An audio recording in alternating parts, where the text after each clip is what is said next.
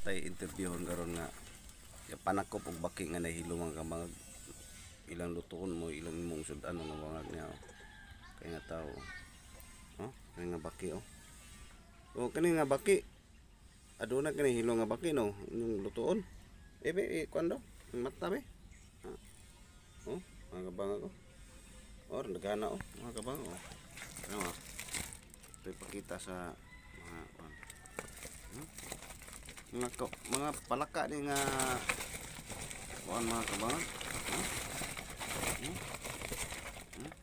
Ang may hilo ba? Unsa man na mo pagkuan ang hilo ana? Agdali ra lagi.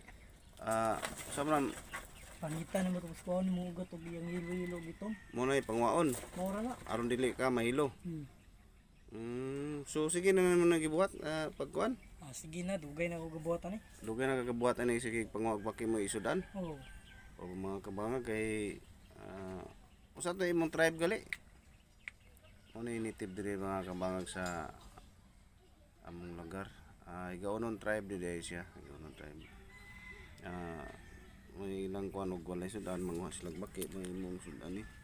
Pero delikado ri mga kabangag ug dinhi. Di ka mao mukuha aning hilo ani.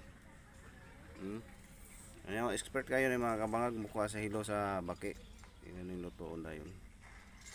Usa imong panawagan sa atong mga followers. Salamat kay sa inyong pagsuporta sa amo. I-follow ta ninyo among YouTube channel o makatabang pud mo sa mo para pagpalit na mo og kaning gamiton ako sa eskwelahan. God bless. Okay mga kabangag, mo to iyang panawagan mga kabangay. Mag-eskwela ko ni siya mga kabangag.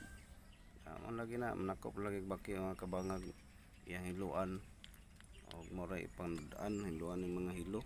Diyon ka delikado na mga kabangag nga baki og isipyat ka na mga kabangag. Usarang kinabuhi wala na.